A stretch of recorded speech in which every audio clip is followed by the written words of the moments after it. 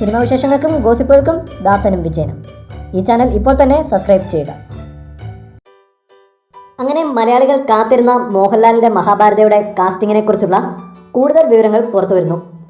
ചിത്രത്തിലെ കേന്ദ്ര കഥാപാത്രമായ ഭീമനെ മോഹൻലാൽ അവതരിപ്പിക്കും എന്ന് മാത്രമാണ് കാസ്റ്റിങ്ങിനെ കുറിച്ച് ഇതുവരെ ലഭിച്ച റിപ്പോർട്ടുകൾ. എന്നാൽ ഇപ്പോൾ ചിത്രത്തിൽ കർണൻ്റെ വേഷം ചെയ്യുന്ന നടനെക്കുറിച്ചും ഏകദേശം കൺഫേം ആയിരിക്കുന്നു. റിപ്പോർട്ടുകൾ ശരിയാണെങ്കിൽ തെലുങ്ക് സൂപ്പർ താരം നാഗാർജുനയാകും മഹാഭാരതയിൽ കർണനായി എത്തുക. നാഗാർജുന തന്നെയാണ് ഇതിനെക്കുറിച്ച് സൂചന നൽകിയത്.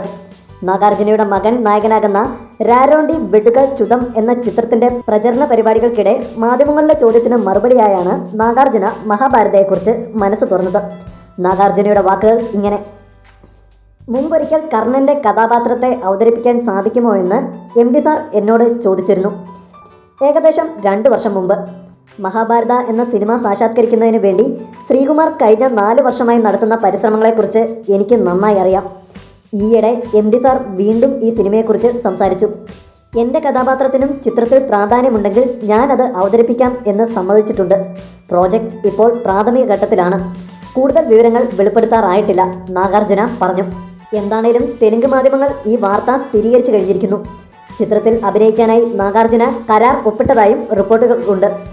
വരും നാളുകളിൽ കാസ്റ്റിങ്ങിനെക്കുറിച്ചുള്ള കൂടുതൽ വിവരങ്ങൾ പുറത്തുവരും. കൂടുതൽ സിനിമാ വിശേഷങ്ങൾക്കും ഗോസിപ്പുകൾക്കും ദാസനും വിജയനും. ഈ ചാനൽ ഇപ്പോൾ തന്നെ സബ്സ്ക്രൈബ് ചെയ്യുക.